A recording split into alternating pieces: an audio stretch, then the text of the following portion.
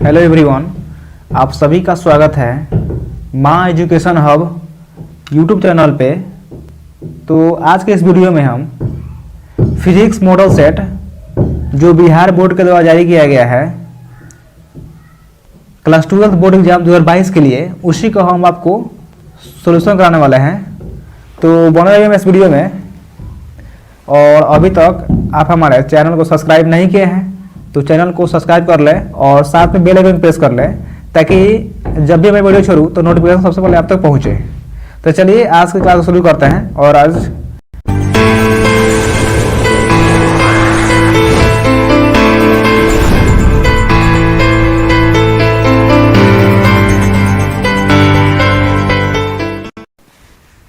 देखिए, आज हम सेक्शन है खंड अ, जिसमें ऑब्जेक्टिव टाइप क्वेश्चन दिया है, उसको आज हम सॉल्व करने वाले हैं। और ऑब्जेक्टिव जो दिया है प्रश्न संख्या 1 से लेकर 70 तक जो ऑब्जेक्टिव क्वेश्चन दिया है उसको हम सॉल्व करने वाले हैं। तो चलिए फर्स्ट क्वेश्चन में देखते हैं। क्वेश्चन नंबर देखिए, फर्स्ट क्वेश्चन नंबर 1, पृष्ठीय आवेश घनत्व का ऐसा ही मात्रक होता है। यानी पृष्ठीय आवेश घनत्व का ऐसा ही मात्रक क्या होता है, क्वेश्चन नंबर 1 में बताना है। तो देखिए, किसी भी क्वांटिटी या राशि का आप मात्रक या विमात्रक तभी बता सकते हैं जब उसका आपको फार्मूला यानी कि उसका सूत्र याद होगा तभी बता सकते हैं। तो देखिए, पृष्ठीय आवेश घनत्व बराबर होता है Q अपॉन A होता है। Q क्या होता है? Q होता है चार्ज यानी कि आवेश होता है, और A क्या होता है? एरिया यानी क्षेत्रफल होता है। तो चार्ज का मात्रक क्या होता है? कूलाम होता है, और एरिया क्या होता है? मीटर स्क्वायर होता है। तो यहाँ से क्या हो जाएगा? कूलाम प्रति मीटर स्क्वायर हो जाएगा, जो कि ऑप्शन नंबर डी हो जाएगा, कूलाम इंटू मीटर स्क्वायर। तो क्वेश्चन नंबर 1 का राइट आंसर क्या हो जाएगा? ऑप्शन नंबर डी हो जाएगा। चलिए अगले क्वेश्चन देखते हैं, क्वेश्चन नंबर 2 को। देखिए, क्वेश्चन नंबर 2 में क्या बोल रहा है कि एप्सिलॉन नोड का मान होता है। एप्सिलॉन नोड का मान क्या होता है? तो इसका मान होता है, मैं बता दे रहा हूं कि 8.854 into 10 to the power -12 coulomb square प्रति newton into metre square. Coulomb square प्रति न्यूटन इंटू मीटर स्क्वायर, या इसका एक और आता है, या फेराड प्रति मीटर होता है, या फेराड प्रति मीटर होता है। यह है फेराड। एफ का मतलब क्या होता है? फेराड। तो इसका 2 होता है मात्रक यूनिट होता है।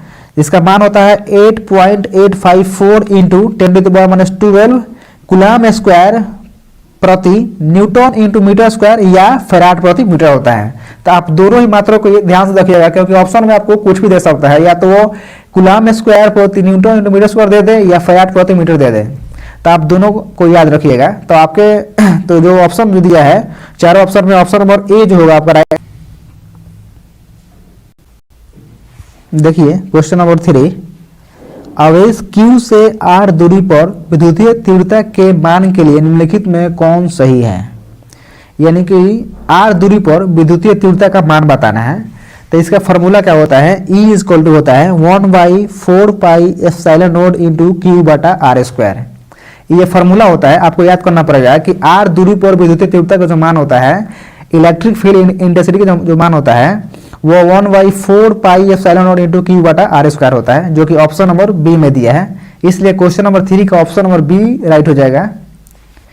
चलिए अगला क्वेश्चन नंबर 4 को देखते हैं।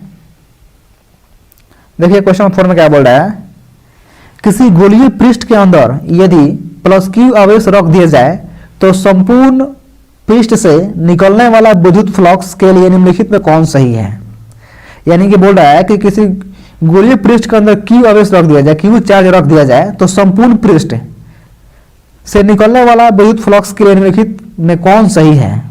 ऑप्शन नंबर ए दिया है Q into epsilon naught, option number B दिया है Q बटा एप्सिलॉन नोड, और ऑप्शन नंबर सी दिया है एप्सिलॉन नोड बटा Q, और ऑप्शन नंबर डी दिया है Q स्क्वायर बटा एप्सिलॉन नोड। तो देखिए, फ्रॉम गॉस लॉ, गॉस के नियम के अनुसार क्या होता है? Q अपॉन एप्सिलॉन नोड होता है, जो कि ऑप्शन नंबर बी में दिया है। इसलिए क्वेश्चन नंबर 4 का जो है ऑप्शन नंबर बी हो जाएगा right, Q upon epsilon node. Question number 5, देखिए क्वेश्चन नंबर 5 में क्या बोल रहा है, वैद्युत द्विध्रुव की निरक्षीय स्थिति में विद्युत विभव का व्यंजक होता है। वैद्युत द्विध्रुव की निरक्षीय स्थिति में विद्युत विभव का व्यंजक होता है। तो देखिए इसकी स्थिति में जो होता है वो शून्य होता है। कैसे होता है आइए समझते हैं। सबसे पहले समझिए कि अक्षीय बिंदु पर विभव कितना होता है। अक्षीय बिंदु पर जो होता है, अक्षीय बिंदु पर विभव जो होता है, अक्षीय बिंदु पर विभव जो होता है वो होता है आपका KP cos theta upon R square होता है। लेकिन थीटा का मान इसमें क्या होता है, 0 होता है। तो यहाँ से थीटा का मान 0 रखिएगा तो क्या आ जाएगा आपका KP अपॉन R स्क्वायर होता है, क्योंकि cos थीटा cos 0 का मान कितना होता है, 1 होता है। और निरक्षीय स्थिति पर क्या होता है, देखिए निरक्षीय पर क्या होता है, निरक्षीय पर होता है KP cos theta upon R square. लेकिन यहाँ पे थीटा का जो मान होता है ये 90 डिग्री होता है, इसलिए cos 90 का मान कितना हो, 0। इसलिए यहाँ पर जब cos 90 का मान 0 होगा तो सब 0 कर देगा। इसलिए निरक्षीय स्थिति पर जो होता है वो विद्युत द्विध्रुव का मान जो होता है, विद्युत विभव का व्यंजक जो होता है वो 0 होता है, क्योंकि cos 90 का मान यहाँ पर cos 90 का मान सबको 0 कर दे रहा है। इसलिए निरक्षीय स्थिति में विद्युत विभव का जो मान होता है वो शून्य होता है। इसलिए ऑप्शन नंबर डी जो होगा राइट हो जाएगा क्वेश्चन नंबर 5 का। चलिए अगले क्वेश्चन में बढ़ते हैं, क्वेश्चन नंबर 6 को देखते हैं।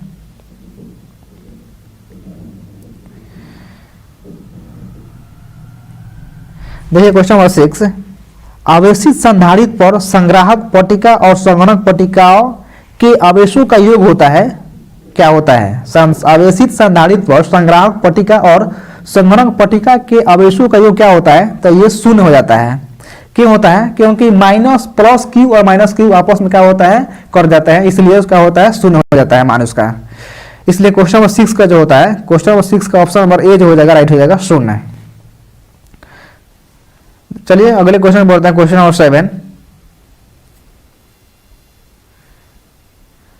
देखिए क्वेश्चन नंबर 7, आवेश का बीमा होता है। आवेश का बीमा क्या होता है, तो हम पहले बताए हैं कि किसी भी क्वांटिटी या राशि का आप बीमा या उसका मात्रक तभी ज्ञात कर सकते हैं जब उसका आपको फॉर्मूला याद होगा। तो आवेश का क्या होता है फॉर्मूला, आवेश Q इक्वल टू होता है IT होता है।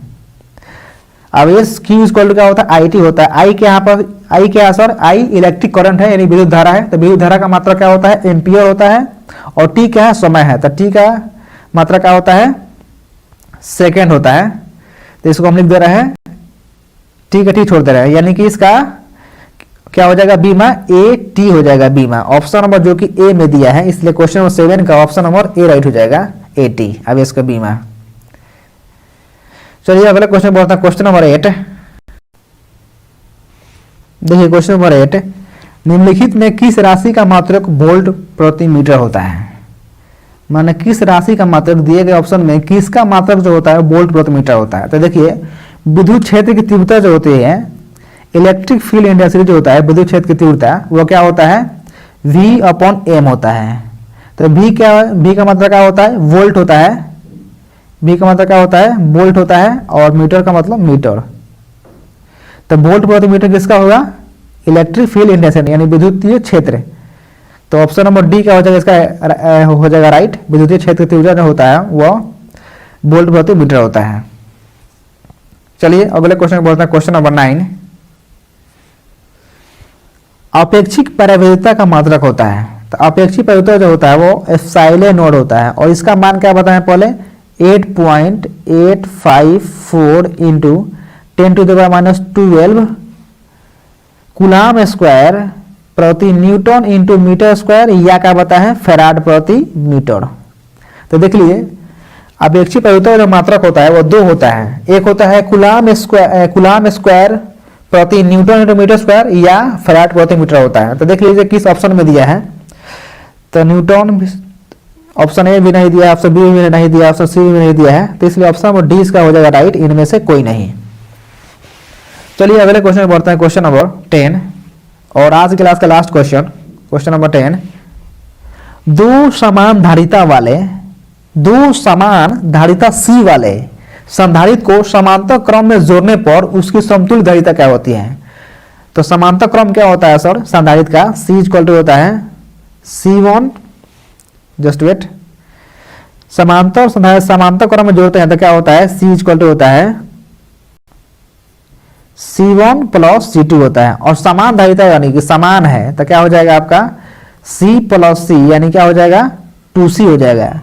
समांतर क्रम क्या होता है C equal to C1 plus C2 plus C3 होता है, यानी उसको जोड़ते हैं तो, और इसका क्या है समान धारिता यानी कि बराबर, उसका धारिता जो है सेम है, तो इसलिए C प्लस C जोड़ देंगे तो कितना हो जाएगा 2C हो जाएगा। इसलिए ऑप्शन नंबर ए जो हो जाएगा राइट हो जाएगा, ऑप्शन नंबर ए क्वेश्चन नंबर 10 का है।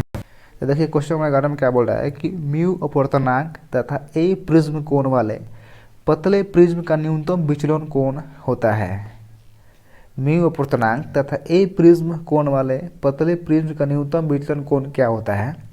तो न्यूनतम विचलन कोण का जो सूत्र होता है क्या होता है म्यू माइनस 1 इंटू ए होता है। ए क्या है सर, ए प्रिज्म कोण है, और म्यू क्या है, म्यू अपवर्तनांक है, तो क्या हो जाएगा म्यू माइनस 1 इंटू ए हो जाएगा, तो जो कि ऑप्शन नंबर बी में दिया गया है। तो इसलिए क्वेश्चन नंबर 11 का ऑप्शन नंबर बी राइट हो जाएगा। चलिए नेक्स्ट क्वेश्चन को देखते हैं, क्वेश्चन नंबर 12 को। देखिए क्वेश्चन 12 में क्या बोला जा रहा है कि सूर्य के प्रकाश का वर्णक्रम होता है।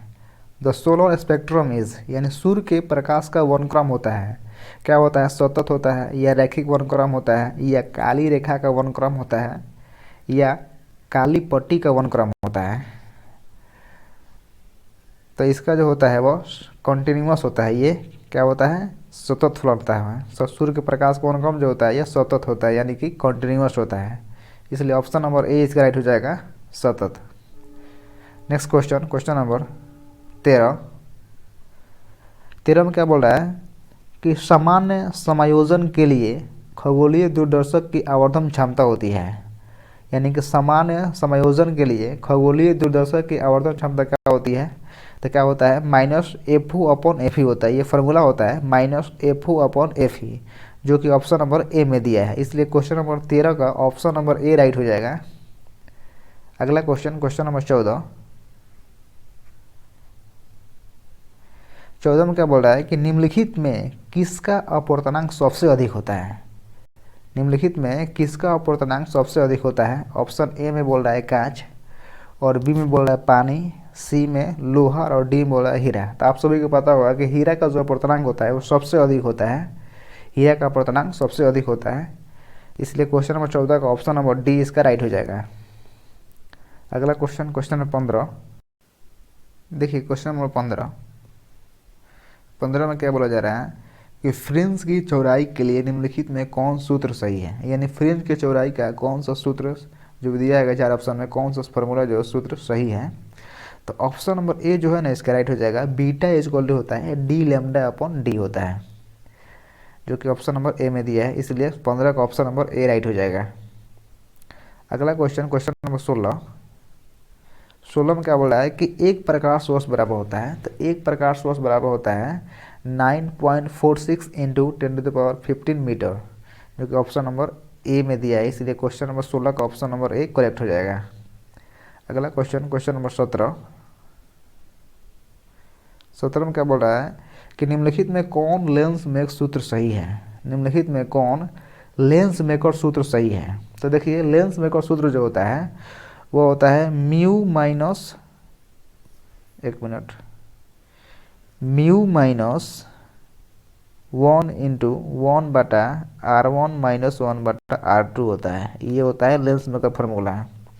देखिए कौन सा ऑप्शन में दिया है म्यू माइनस 1, म्यू माइनस 1 किसी ऑप्शन में नहीं दिया है, और एक और इसका फार्मूला होता है या तो म्यू 1 देता है या नहीं तो म्यू 2 माइनस म्यू 1/म्यू 1 देता है, इंटू 1/R1 माइनस R2 देता है, या तो ये होगा नहीं तो ये होगा। तो देख लीजिए कौन ऑप्शन में दिया है।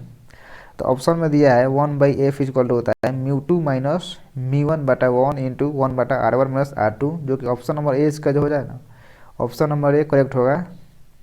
1/f इक्वल टू होता है mu 2 upon mu 1 minus 1 into 1/R1 minus 1/R2, इसलिए लेंस मेकर का फॉर्मूला सही सूत्र हो जाएगा, ये ऑप्शन नंबर ए करेक्ट हो जाएगा। अगला क्वेश्चन, क्वेश्चन नंबर 18। निम्नलिखित में कौन पानी के अपवर्तनांक के लिए सही है? तो पानी का अपवर्तनांक कितना होता है? 1.33 होता है, तो ऑप्शन नंबर डी हो जाएगा करेक्ट ऑप्शन। क्वेश्चन नंबर 19 में क्या बोला है कि समान आंख के लिए स्पष्ट दृष्टि की न्यूनतम दूरी कितनी होती है? समान आंख के लिए स्पष्ट दृष्टि की न्यूनतम दूरी कितनी होती है? तो 25 सेंटीमीटर होती है। और अधिकतम आपसे पूछेगा, ये तो न्यूनतम पूछा है, तो इसका ऑप्शन क्या होगा? ऑप्शन डी होगा 25 सेंटीमीटर। और यदि आपसे पूछेगा कि समान आंख के लिए अधिकतम दूरी कितनी होती है, तो अधिकतम कितना होता है? अधिकतम लिख लीजिए, अधिकतम होता है अनंत, अधिकतम अनंत होता है। और न्यूनतम कितना होता है? न्यूनतम 25 सेंटीमीटर होता है। अगला क्वेश्चन, क्वेश्चन नंबर 20 में क्या बोल रहा है कि निम्नलिखित में कौन कुशी का समीकरण है? कुशी का समीकरण क्या होता है?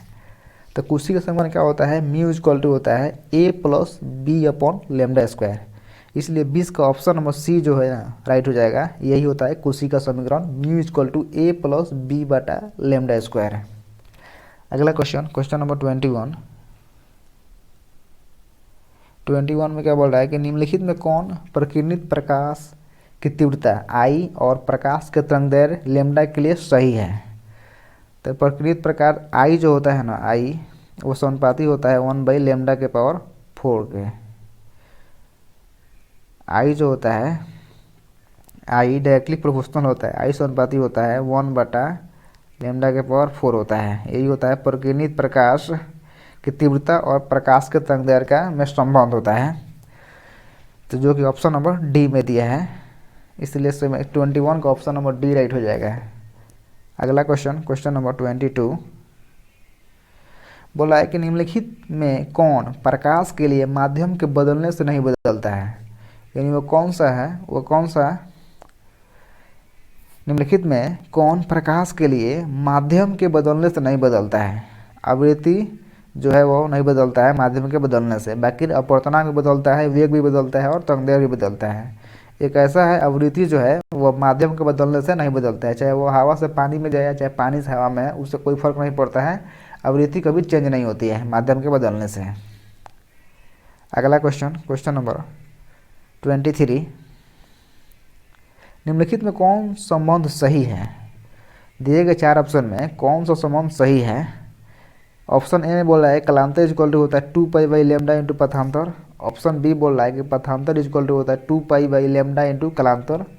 और ऑप्शन सी बोल रहा है कि पथांतर इक्वल टू होता है 2π/λ इंटू कलांतर।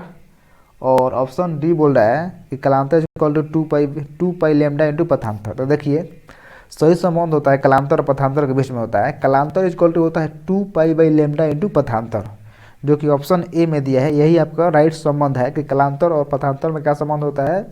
कलांतर इक्वल टू होता है 2π/λ इंटू पथांतर। ऑप्शन ए इसका राइट हो जाएगा 23 का। अगला क्वेश्चन, क्वेश्चन नंबर 24 में क्या बोला है कि निम्नलिखित में कौन विनाशी व्यतिकरण के लिए सही है? विनाशी व्यतिकरण का क्या समीकरण होता है? विनाशी व्यतिकरण के लिए कौन सा जो समीकरण है ये सही है? तो विनाशी व्यतिकरण के जो कलांतर होता है ना, वो कलांतर होता है 2n+1 इंटू पाई होता है, जो कि ऑप्शन नंबर बी में दिया है। विनाशी व्यतिकरण के लिए कलांतर होता है 2n+1 इंटू पाई। 24 का ऑप्शन नंबर बी करेक्ट हो जाएगा। अगला क्वेश्चन, क्वेश्चन नंबर 25 में क्या बोल रहा है कि निम्नलिखित में कौन प्रकाश के रंग के लिए मुख्य कारण है? प्रकाश के रंग के लिए मुख्य कारण क्या होता है? तो मुख्य कारण होता है जो वेवलेंथ होता है, यानी कि तरंगदैर्घ्य होता है। प्रकाश के रंग के लिए मुख्य जो कारण होता है, मेन कॉज होता है जो, वो वेवलेंथ होता है, यानी कि तरंगदैर्घ्य होता है। नेक्स्ट क्वेश्चन, क्वेश्चन नंबर 26 निम्नलिखित में कौन आवेश रहित है? निम्नलिखित में कौन आवेश रहित है? कौन जो है चार्जलेस है? तो फोटान जो कौन होता है ना, फोटान कौन, ये आवेशहीन होता है, यानी कि यह शून्य होता है। फोटान कौन है? वो आवेश रहित है। अगला क्वेश्चन, क्वेश्चन नंबर 27 क्वेश्चन क्या बोल रहा है कि निम्नलिखित में किसे इलेक्ट्रॉन वोल्ट से मापा जाता है? ये क्वेश्चन है, ये क्वेश्चन हर साल, हर एक साल ये क्वेश्चन एग्जाम में पूछा जाता है और पूछा जाएगा इस साल भी कि इलेक्ट्रॉन वोल्ट जो है, ये बहुत ही इंपॉर्टेंट क्वेश्चन है कि इलेक्ट्रॉन वोल्ट में मापा जाता है। तो इलेक्ट्रॉन वोल्ट जो है ना, उससे ऊर्जा मापा जाता है, जो कि ऑप्शन नंबर डी में दे। इसको आप ध्यान रखिएगा, ये क्वेश्चन इस बार भी आने वाला है। इलेक्ट्रॉन वोल्ट जो है किससे मापा जाता है? ऊर्जा को मापाता है इलेक्ट्रॉन वोल्ट। 27 का ऑप्शन नंबर डी राइट हो जाएगा। अगला क्वेश्चन, क्वेश्चन नंबर 28 में क्या बोल रहा है कि निम्नलिखित में कौन फोटोन की ऊर्जा के लिए सही है? तो फोटोन की जो ऊर्जा होती है वो hc/λ होती है, जो कि ऑप्शन नंबर बी में दिया है, hc/λ। अगला क्वेश्चन, क्वेश्चन नंबर 29, तरंग संख्या बराबर होता है। तरंग संख्या वेव नंबर किसके बराबर होता है? वेव संख्या बराबर होता है तो क्या होता है? 1/λ²। ऑप्शन नंबर डी इसका हो जाएगा राइट, 1/λ²। अगला क्वेश्चन, क्वेश्चन नंबर 30 और आज की क्लास का लास्ट क्वेश्चन 30 में क्या बोला है कि निम्नलिखित में कौन सा संबंध नाभिक की त्रिज्या के लिए सही है? तो नाभिक की त्रिज्या के लिए कौन सा संबंध सही होता है? तो देखिए क्या होता है, R होता है R0 A⁴ होता है, यही संबंध जो है सही है नाभिक की त्रिज्या के लिए। तो फिर देखिए पहला क्वेश्चन, क्वेश्चन नंबर 31, निम्नलिखित में कौन संबंध सही है? दिए गए 4 ऑप्शन में कौन ऑप्शन जो है वो सही है? क्वेश्चन ऑप्शन नंबर ए में बोल रहा है कि 1U, U का मतलब होता है एटॉमिक मास, परमाणु द्रव्यमान होता है। तो आप सभी को पता होगा कि परमाणु द्रव्यमान कितना होता है? तो 1.66 इंटू 10⁻⁻24 ग्राम होता है, लेकिन ऑप्शन में केजी में दिया है, तो आप ग्राम को केजी में कन्वर्ट कर लीजिए तो कितना हो जाएगा? 1.66 इंटू 10⁻⁻27 केजी हो जाएगा, क्योंकि ग्राम को केजी में बदलने के लिए क्या करते हैं? तो उसको 1000 से डिवाइड करते हैं। तो 1000 से डिवाइड करेंगे तो ऊपर जाएगा तो माइनस में हो जाएगा, तो -24 और -3 कितना हो जाएगा? -27 हो जाएगा। इसलिए ऑप्शन नंबर जो डी होगा आपका सही हो जाएगा, 1.6605 इंटू 10⁻⁻27 केजी, जो कि ऑप्शन नंबर डी में दिया है। अगला क्वेश्चन, क्वेश्चन नंबर 32 को देखिए। 32 में क्या बोल रहा है कि निम्नलिखित में कौन औसत आयु के लिए सही है? यानी औसत आयु का फॉर्मूला क्या होता है? तो औसत आयु जो होता है, एवरेज लाइफ जो होता है, वो T0 होता है 1/λ होता है। और इसी में आपको पूछ दे, तो ये तो होगा आपका 32 का ऑप्शन में सी होगा, लेकिन इसी में आपको पूछ दे कि अर्ध आयु कितना होता है, यानी कि हाफ लाइफ कितना होता है। तो अर्ध आयु को हम लोग डिनोट करते हैं T½ से, तो इसका क्या होता है? 0.692/λ होता है। तो ये होता है आपका हाफ लाइफ होता है, यानी कि अर्ध आयु होता है। तो आप इसको भी ध्यान में रखिएगा, क्वेश्चन में ये ना पूछ के ये आपसे पूछ ले, तो आप इसको भी ध्यान रखिएगा कि T½ कितना होता है? 0.692/λ होता है। या ऐसे आपको ऐसे भी दे सकता है, या log 2/λ भी हो सकता है, क्योंकि log 2 का मान होता है वो 0.692 होता है। इसलिए T½ बराबर 0.692/λ भी हो सकता है और log 2/λ भी हो सकता है। तो आप इसको भी ध्यान में रखिएगा। अगला क्वेश्चन, क्वेश्चन नंबर 33, देखिए क्वेश्चन नंबर 33 में क्या बोल रहा है कि यूरेनियम 9238 में न्यूट्रॉन की संख्या बताना है। तो ये जो होता है नीचे वाला जो होता है 92 जो है, ये आपका एटॉमिक नंबर है। क्या है? एटॉमिक नंबर है। और जो ऊपर दिया है, ऊपर में दिया है 238, ये आपका एटॉमिक मास है। तो और हमसे क्या पूछा है? न्यूट्रॉन की संख्या। तो न्यूट्रॉन की संख्या क्या होता है? एटॉमिक मास में से एटॉमिक नंबर को माइनस करते हैं, तो वही हमारा न्यूट्रॉन की संख्या निकल जाता है। तो 238 में से 92 माइनस कीजिएगा तो कितना बचेगा? 146, जो कि ऑप्शन नंबर सी हो जाएगा। यानी न्यूट्रॉन की संख्या निकालने के लिए हमको एटॉमिक मास में से एटॉमिक नंबर को माइनस करना होता है। और इसी में आपको पूछ दे कि, और इसी में आपको क्वेश्चन पूछ दे कि प्रोटॉन की संख्या क्या होता है? प्रोटॉन की संख्या निकालिए। तो देखिए जो एटॉमिक नंबर होता है ना, जो एटॉमिक नंबर होता है वही आपका प्रोटॉन की संख्या होता है और इलेक्ट्रॉन की संख्या होता है, क्योंकि प्रोटॉन और न्यूट्रॉन आपस में बराबर होते हैं। तो एटॉमिक नंबर वही होता है जो प्रोटॉन की संख्या होता है और इलेक्ट्रॉन की संख्या होता है। तो यानी हम उसको कह सकते हैं कि एटॉमिक नंबर को हम प्रोटॉन की संख्या और इलेक्ट्रॉन की संख्या बोल सकते हैं।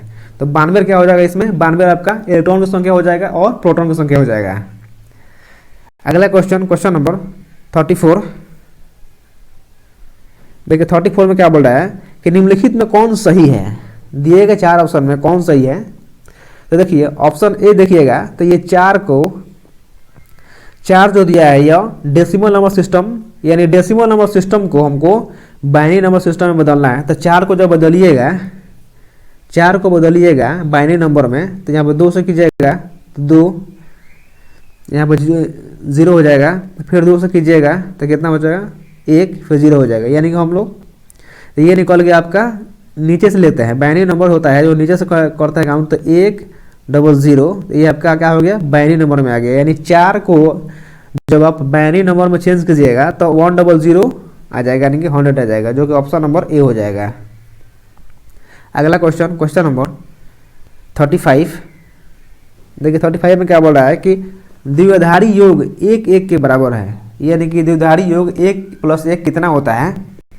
जब इसको आप ऐड कीजिएगा तो कितना आएगा 2 आएगा, लेकिन 2 को हमको द्विआधारी यानी कि बाइनरी एडिशन करना है, तो इसको जब चेंज कीजिएगा बाइनरी नंबर में तो 2 से कीजिएगा तो 2 1 होगा, यहाँ पर 0 हो जाएगा। तो नीचे से लिखते हैं तो 1 हो जाएगा 1 0, यानी कि 1 + 1 जो होता है वो बाइनरी नंबर में 10 के बराबर होता है, जो कि ऑप्शन नंबर सी हो जाएगा। अगला क्वेश्चन, क्वेश्चन नंबर 36। देखिए क्वेश्चन नंबर 36 में क्या बोल रहा है कि और गेट के लिए बूलियन व्यंजक होता है, और गेट के लिए बूलियन व्यंजक होता है। देखिए मैं अगर बता दूं, गेट जो होता है वो 5 प्रकार का होता है। गेट जो होता है वो 5 प्रकार का होता है। एक होता है और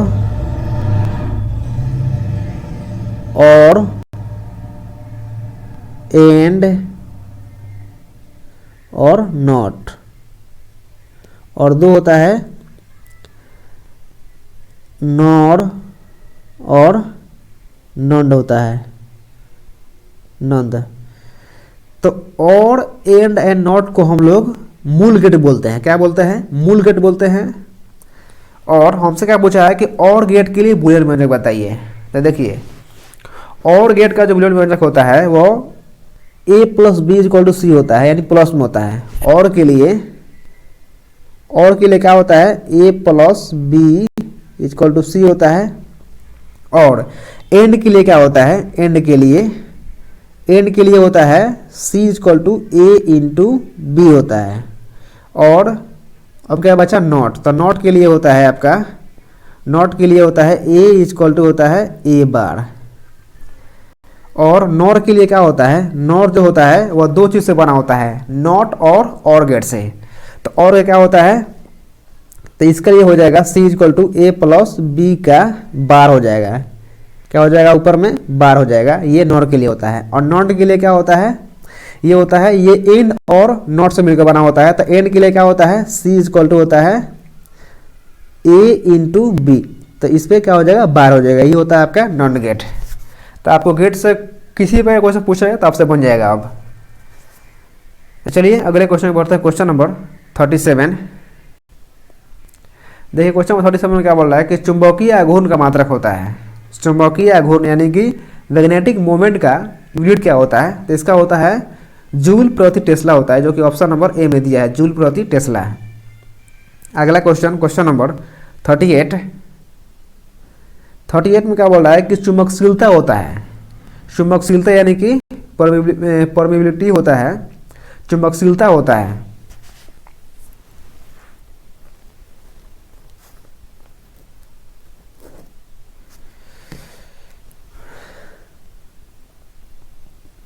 देखिए क्वेश्चन नंबर 38 चुंबकशीलता होता है। तो चुंबकशीलता जो होता है वो μ = होता है B/H होता है, जो कि ऑप्शन नंबर ए में दिया है, μ = B/H। अगला क्वेश्चन, क्वेश्चन नंबर 39। 39 में क्या बोल रहा है कि निम्नलिखित में नॉमन कोण पार्शियल के लिए कौन सही है? तो नॉमन कोण क्या होता है कि 10 पार्शियल = होता है BV/BH, जो कि ऑप्शन नंबर ए में दिया है। 10 पार्शियल = होता है BV/BH। और आज के क्लास का लास्ट क्वेश्चन, क्वेश्चन नंबर 40। 40 में क्या बोल रहा है? देखिए कि पृथ्वी के चुंबकीय ध्रुव पर नॉमन कोण का मान क्या होता है? The value of angle of dip at the earth magnetic pole is, तो पृथ्वी के चुंबकीय ध्रुव पर नॉर्मल कोण जो होता है वो 90 डिग्री होता है, जो कि ऑप्शन नंबर सी हो जाएगा। तो फ्रेंड्स आज की क्लास में हम यहीं तक रखते हैं। और 41 में क्या बोल रहा है कि चुंबक की ज्यामितीय लंबाई LJ तथा चुंबकीय लंबाई LM में संबंध होता है, यानी कि चुंबक की ज्यामितीय लंबाई और चुंबकीय लंबाई में क्या संबंध है वही हमको बताना है। तो देखिए, चुंबक की ज्यामितीय लंबाई और चुंबकीय लंबाई में संबंध जो होता है वो चुंबकीय जो लंबाई होता है वो ज्यामितीय लंबाई का 5/6 गुना होता है, यानी कि LM इक्वल टू होता है 5/6 LG, यानी कि चुंबक के चुंबकीय लंबाई और ज्यामितीय लंबाई में संबंध यह होता है कि जो चुंबकीय लंबाई जो होता है वो ज्यामितीय लंबाई का 5/6 गुना होता है, जो कि ऑप्शन नंबर ए में दिया है। इसलिए 41 का जो है ऑप्शन नंबर ए राइट हो जाएगा। अगला क्वेश्चन नंबर 42 में क्या बोल रहा है कि निर्वात की चुंबकशीलता म्यू नोड होती है। निर्वात की चुंबकशीलता का मान बताना है।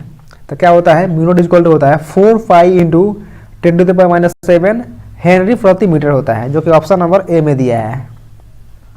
अगला क्वेश्चन नंबर 43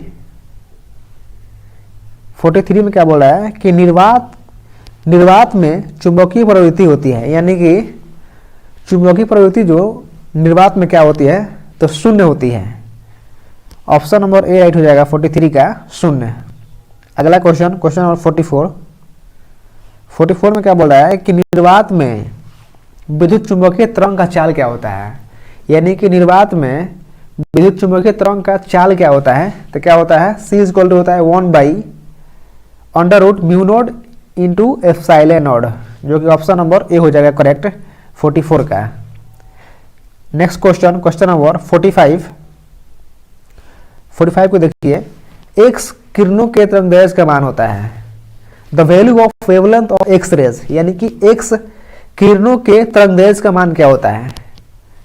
तो देखिए, इसका आंसर जो है ऑप्शन में नहीं दिया है, इसका हम बता दे रहे हैं आपको कितना होता है इसका वेवलेंथ 10⁻⁻8 से 10⁻⁻12 मीटर होता है, जो कि ऑप्शन में नहीं दिया है, लेकिन ऑप्शन में लगभग में दिया है 10⁻⁷ मीटर, जो कि ऑप्शन नंबर ए में दिया है। इसलिए 45 का ऑप्शन नंबर ए करेक्ट हो जाएगा। अगला क्वेश्चन नंबर 46 में क्या बोल रहा है कि विद्युत चुंबकीय तरंग के संचरण की दिशा होती है। विद्युत चुंबकीय तरंग the direction of propagation of electromagnetic wave, यानी कि विद्युत चुंबकीय तरंग के संचरण की दिशा क्या होती है, तो वह होती है विद्युत चुंबकीय क्षेत्र और विद्युत क्षेत्र के समांतर होती है। E vector cross B vector के पैरेलल होती है। ऑप्शन नंबर डी इसका राइट हो जाएगा। E vector cross B vector के समानांतर होती है विद्युत चुंबकीय तरंग के संचरण की दिशा। अगला क्वेश्चन नंबर 47। देखिए क्वेश्चन 47, किसी इलेक्ट्रॉन के आवेश का मान होता है। वेरी सो सिंपल क्वेश्चन, ये हर बच्चा को पता होगा कि किसी इलेक्ट्रॉन के आवेश का मान कितना होता है। तो कितना होता है 1.6 into 10⁻⁹ coulomb. Option number B इसका करेक्ट हो जाएगा। अगला क्वेश्चन नंबर 48 देखिए, 48 में क्या बता रहा है कि प्लांक नियतांक की बीमा होती है। प्लांक नियतांक की बीमा क्या होती है, वेरी इंपॉर्टेंट क्वेश्चन, जो ये क्वेश्चन हर एक साल पूछा जाता है एग्जाम में और इस साल भी पूछा जाएगा। तो प्लांक नियतांक की बीमा क्या होती है, देखिए किसी भी क्वांटिटी का राशि का आप बीमा या मात्रक तभी निकाल सकते हैं जब आपको उसका फॉर्मूला आपको याद होगा, हम पहले ही बोल चुके हैं। तो प्लांक नियतांक क्या होता है, ई एक होता है formula E equal to H mu. H जो होता है यही होता है आपका प्लांक नियतांक, तो एच यहाँ से निकलेगा ई बटा म्यू हो जाएगा। तो ई बटा म्यू इक्वल टू होता है सी बाई लेमडा होता है। तो म्यू का मान रखिएगा सी बाई लेमडा, तो लेमडा चल जाएगा ऊपर, तो क्या हो जाएगा ई लेमडा बाई सी। यहाँ से ई तो होता है आपका एनर्जी है, जूल हो जाएगा इसका, और लेमडा क्या है मीटर में हो जाएगा मीटर, और सी क्या है सी प्रकाश का वेग है, तो क्या होता है मीटर प्रति सेकंड। तो एस चल जाएगा ऊपर और मीटर से मीटर कैंसिल हो जाएगा, तो क्या बचेगा जूल इंटू सेकेंड। तो इसका जो होता है प्लांक नियतांक का मात्रक क्या आ गया, प्लांक नियतांक का मात्रक जो आ गया आपका जूल सेकंड हो गया, लेकिन इसका हमको बीमा ज्ञात करना है। तो जूल के लिए बीमा क्या होता है, जूल का बीमा होता है एम एल स्क्वायर टी के पावर -2, लेकिन टी एस क्या है सेकेंड है, तो टी सेकेंड को हम लोग टी में नापते हैं, तो टी हो जाएगा यहाँ पर। तो 2 टी में से 1 टी घटेगा तो कितना बचेगा, तो बचेगा आपका एम एल स्क्वायर टी के पावर -1। क्या होगा, एम एल स्क्वायर टी के पावर -1 हो जाएगा। तो देख लीजिए एम एल स्क्वायर प्लांक नियतांक क्या हो गया, बीमा एम एल स्क्वायर टी के पावर -1। देखिए किस ऑप्शन में दिया है, तो ऑप्शन नंबर ए जो होगा आपका राइट हो जाएगा, एम एल स्क्वायर टी के पावर -1। आप यदि नहीं निकालना चाहते हैं तो इसको आप याद भी कर सकते हैं। इसका मात्रक और बीमा बहुत इंपॉर्टेंट है, तो आप इसका मात्रक और बीमा याद कर लीजिए। इसका मात्रक क्या होता है, इसका मात्रक होता है जूल सेकेंड और इसका बीमा होता है एम एल स्क्वायर टी के पावर -1। अगला क्वेश्चन, क्वेश्चन नंबर 49। 49 में क्या बोल रहा है, निम्नलिखित में कौन सही है, दिए गए 4 ऑप्शन में कौन सा ऑप्शन जो है सही है। ऑप्शन नंबर ए बोल रहा है कि 1 electron volt is equal to 1.6 into 10⁻19 joule. तो देखिए ईवी जो है यह क्या है, इलेक्ट्रॉन वोल्ट, और इलेक्ट्रॉन वोल्ट जो होता है वो ऊर्जा का मात्रक होता है, और 1 ईवी इक्वल टू यानी 1 इलेक्ट्रॉन वोल्ट इक्वल टू होता है 1.6 इंटू 10⁻19 जूल, क्योंकि इलेक्ट्रॉन वोल्ट जो है वो ऊर्जा का मात्रक होता है, इसलिए जूल होगा। तो ऑप्शन नंबर ए इसका क्या हो जाएगा, करेक्ट हो जाएगा 49 का। अगला क्वेश्चन, क्वेश्चन नंबर 50। 50 में क्या बोल रहा है कि रेडियोधर्मी क्षय के लिए व्यंजक है। The expression of radio active decays, यानी रेडियो धर्मी क्षय के लिए व्यंजक क्या होता है, तो इसका व्यंजक होता है एन इक्वल टू होता है एन नोड ई के पावर -λ_t, जो कि ऑप्शन नंबर ए में दिया है, इसलिए 50 का ऑप्शन नंबर ए करेक्ट हो जाएगा। देखिए क्वेश्चन नंबर 51। निम्नलिखित में अल्फा कण के लिए कौन सही है। ऑप्शन ए में बोल रहा है कि 1 प्रोटॉन और 1 न्यूट्रॉन, ऑप्शन बी बोल रहा है कि 2 प्रोटॉन और 2 न्यूट्रॉन, और ऑप्शन सी बोल रहा है कि 1 प्रोटॉन और 3 न्यूट्रॉन, और ऑप्शन डी बोल रहा है कि 2 प्रोटॉन और 3 न्यूट्रॉन। तो देखिए अल्फा कण जो होता है वो हीलियम का कण होता है, और हीलियम में 2 एटॉमिक नंबर होता है और 4 एटॉमिक मास होता है। हीलियम में क्या होता है, हीलियम में 2 एटॉमिक नंबर होता है और 4 एटॉमिक मास होता है। तो यहाँ से जो एटॉमिक नंबर होता है उसी को हम लोग प्रोटॉन की संख्या बोलते हैं। तो 2 प्रोटॉन हो जाएगा, और न्यूट्रॉन संख्या निकालते हैं। न्यूट्रॉन निकालने के लिए एटॉमिक मास में से एटॉमिक नंबर को माइनस करते हैं तो न्यूट्रॉन की संख्या निकल जाता है। तो यहाँ से निकल जाएगा 2 प्रोटॉन और 2 न्यूट्रॉन हो जाएगा। तो अल्फा कण में 2 प्रोटॉन और 2 न्यूट्रॉन होता है। तो क्वेश्चन नंबर 51 का ऑप्शन नंबर बी राइट हो जाएगा। अगला क्वेश्चन, क्वेश्चन नंबर 52। देखिए क्वेश्चन नंबर 52। संभव कक्षाओं में इलेक्ट्रॉन का कोणीय संवेग होता है। संभव कक्षाओं में इलेक्ट्रॉन का कोणीय संवेग क्या होता है, तो होता है NH/2π होता है। संभव कक्षाओं में इलेक्ट्रॉन का कोणीय संवेग जो होता है L = NH/2π होता है। तो ऑप्शन नंबर ए इसका करेक्ट हो जाएगा, L = NH/2π। Next question, question number 53। 53 क्या बोला है कि कैथोड किरणें समूह है। कैथोड किरणें जो वो किसका समूह होता है, तो कैथोड किरणें जो होता है वो इलेक्ट्रॉनों का समूह होता है। तो ऑप्शन नंबर ए इसका राइट हो जाएगा, इलेक्ट्रॉन का समूह होता है कैथोड किरण। अगला क्वेश्चन 54। 54 में क्या बोल रहा है, परमाणु में अवस्थित मूल कण होता है। देखिए परमाणु में इलेक्ट्रॉन, प्रोटॉन और न्यूट्रॉन तीनों होते हैं, और प्रोटॉन और परमाणु जो होता है, प्रोटॉन और न्यूट्रॉन जो होता है वो न्यूक्लियस नाभिक में होते हैं, और इलेक्ट्रॉन जो होता है वो नाभिक के चारों तरफ चक्कर लगाता है। तो यानी कि परमाणु में जो होता है वो प्रोटॉन, न्यूट्रॉन और इलेक्ट्रॉन तीनों पाए जाते हैं। तो ऑप्शन में देखिए, ऑप्शन ए में बोल रहा है कि प्रोटॉन और इलेक्ट्रॉन, और इसमें तो न्यूट्रॉन नहीं है, और ऑप्शन बी में बोल रहा है कि इलेक्ट्रॉन और न्यूट्रॉन, ये भी नहीं होगा। ऑप्शन सी बोल रहा है कि प्रोटॉन एवं न्यूट्रॉन, ये भी नहीं होगा। और ऑप्शन डी जो बोल रहा है कि इलेक्ट्रॉन एवं न्यूक्लियस। तो देखिए न्यूक्लियस में हो क्या होता है, न्यूक्लियस जो होता है, न्यूक्लियस में प्रोटॉन और न्यूट्रॉन पाया जाता है, इसलिए यहाँ पर तीनों आ जा रहा है, इलेक्ट्रॉन, प्रोटॉन और न्यूट्रॉन। इसलिए ऑप्शन नंबर डी जो होगा ना इसका राइट हो जाएगा, क्योंकि इसमें तीनों आ जा रहा है, इलेक्ट्रॉन, प्रोटॉन और न्यूट्रॉन। न्यूक्लियस जो बोल रहा है, न्यूक्लियस जो होता है नाभिक में प्रोटॉन और न्यूट्रॉन पाया जाता है, इसलिए ऑप्शन नंबर डी इसका करेक्ट हो जाएगा 54 का। अगला क्वेश्चन, क्वेश्चन नंबर 55 को देखिए, निम्नलिखित में कौन किरचॉफ के नियम से संबंधित है, यानी किरचॉफ के नियम से कौन संबंधित है, निम्नलिखित में कौन किरचॉफ के प्रथम नियम से संबंधित होता है। देखिए किरचॉफ ने 2 नियम दिए थे। प्रथम नियम जो था, फर्स्ट लॉ को हम लोग क्या बोलते हैं, फर्स्ट लॉ जो होता है वो कंजर्वेशन ऑफ चार्ज होता है। क्या होता है, कंजर्वेशन ऑफ चार्ज, यानी कि आवेश से संबंधित होता है, आवेश से। और सेकंड जो होता है, सेकंड लॉ, वो होता है कंजर्वेशन ऑफ एनर्जी, एनर्जी से होता है। लेकिन इसमें क्या पूछ रहा है कि किरचॉफ के प्रथम नियम संरक्षित होता है, तो क्या होता है, आवेश संरक्षित होता है, जो कि ऑप्शन नंबर बी हो जाएगा 55 का। Next question, question number 56। 56 में क्या बोल रहा है कि आर त्रिज्या वाले वृत्तकार कुंडली के केंद्र पर आई धारा बहने के कारण चुंबकीय बल क्षेत्र होता है।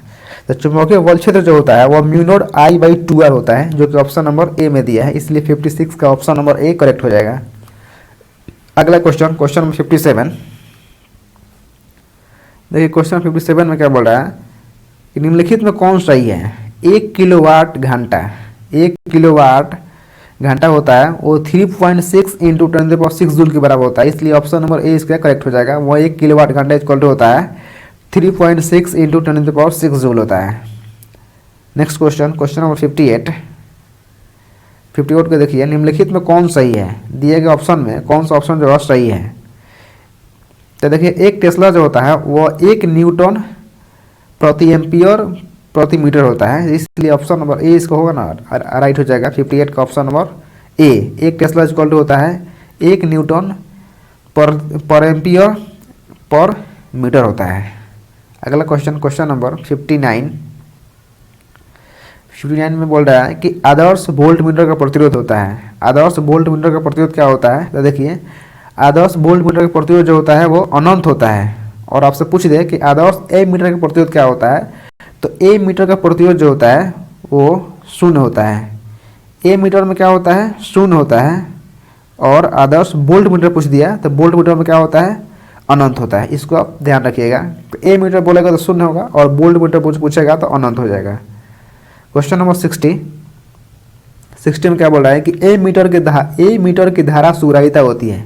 तो ए मीटर की धारा सुग्राहिता क्या होती है, विक्षेप बाई धारा, यानी कि deflection by current. Option number A इसका करेक्ट हो जाएगा, विक्षेप बाई धारा। Question number 61। स्व प्रेरकत्व का मात्रक है। स्व प्रेरकत्व का ऐसा मात्रक क्या होता है, तो ऑप्शन ए बोल रहा है कुलाम। कुलाम तो नहीं होगा, ये किसका मात्रक होता है, ये तो आवेश का मात्रक होता है। कुलाम किसका होता है, ये आवेश का मात्रक कुलाम होता है। वोल्ट बोल रहा है, नहीं ये तो विभवांतर का मात्रक होता है, विभवांतर का होता है। ऑप्शन सी बोल रहा है ओम। ओम किसका होता है, प्रतिरोध का होता है। जब 3 ऑप्शन नहीं होगा तो चौथा तो ऑटोमेटिक होगा, तो इसलिए ऑप्शन नंबर डी हो जाएगा, हेनरी। स्व प्रेरकत्व का मात्रक क्या होता है, हेनरी होता है, जो कि ऑप्शन नंबर डी हो जाएगा। अगला क्वेश्चन, क्वेश्चन नंबर 62। 62 को देखिए, निम्नलिखित में प्रतिवर्ती धारा के लिए कौन सही है। निम्नलिखित में प्रतिवर्ती धारा के लिए कौन सही है। ऑप्शन ए बोल रहा है कि I R M S equal to होता है 0.707 आई नोड। बी बोल रहा है कि I R M S equal to 0.606 I naught. C बोल रहा है कि I R M S equal to 0.637 I node.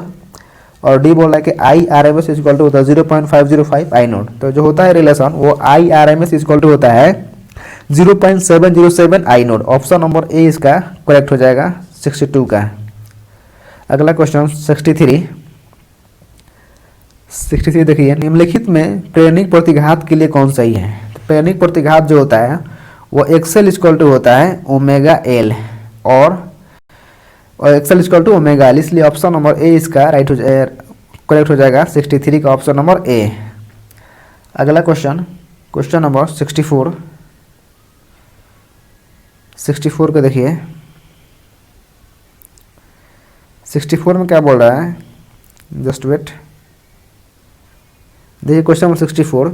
निम्नलिखित में प्रतिवर्ती धारा परिपथ में केवल संधारित सी रहने पर धारीय प्रतिघात, हाँ धारीय प्रतिघात होता है, धारीय प्रतिघात एक्स इक्वल टू होता है 1/ωc। ऑप्शन नंबर ए इसका करेक्ट हो जाएगा, X C equal to 1/ωc। Next question, question number 65। 65 को देखिए, एल आर परिपथ का प्रतिबाधा होता है, यानी कि impedance of L R circuit is होता है वो जेड इक्वल टू होता है √r² प्लस ओमेगा एल का होल स्क्वायर होता है। 65 का जो होगा ऑप्शन नंबर सी राइट हो जाएगा, जेड इक्वल टू होता है √r² प्लस ओमेगा एल का whole square. Next question, question number 66। 66 में क्या बोल रहा है कि प्रतिवर्ती परिपथ में 220 वोल्ट का शिखर मान क्या होता है। तो इसको जब सॉल्व कीजिएगा तो आप आएगा ऑप्शन नंबर बी करेक्ट हो जाएगा 220√2 वोल्ट, जो कि ऑप्शन नंबर बी हो जाएगा। नेक्स्ट क्वेश्चन, क्वेश्चन नंबर 67, धारावाही प्रेरित में चुंबकीय ऊर्जा होता है तो क्या होता है 1/2 LI²। ऑप्शन नंबर सी इसका करेक्ट हो जाएगा 1/2 LI², देखिए ऑप्शन नंबर सी हो जाएगा 67 का। नेक्स्ट क्वेश्चन, क्वेश्चन नंबर 68, चुंबकीय क्षेत्र में धारावाही चालक पर कार्यकारी बल होता है। चुंबकीय क्षेत्र में धारावाही चालक पर कार्यकारी बल क्या होता है, तो इसका जो होगा A vector equal to I into L vector cross B vector होता है। ऑप्शन नंबर बी इसका करेक्ट हो जाएगा 68 का। क्वेश्चन नंबर 69, निम्नलिखित में कौन व्यंजक विद्युत शक्ति के लिए सही है, तो P इक्वल टू होता है V²/R। ऑप्शन नंबर सी इसका करेक्ट हो जाएगा P equal to V²/R। Question number 70, मानव नेत्र की विभेदन क्षमता होती है। मानव नेत्र की विभेदन क्षमता मिनट में क्या होती है, तो कितना होता है 1 मिनट होता है, जो कि ऑप्शन नंबर बी हो जाएगा। तो फ्रेंड्स ये आपका मॉडल सेट का ऑब्जेक्टिव क्वेश्चन टोटल 70 क्वेश्चन आज खत्म होता हुआ, और इससे आगे वाले वीडियो में हम सेक्शन बी यानी कि सब्जेक्टिव करेंगे, सॉल्व करेंगे। तो चलिए फ्रेंड्स आज की क्लास में हम यहीं तक रखते हैं, तब तक के लिए जय हिंद, टाटा, बाय बाय।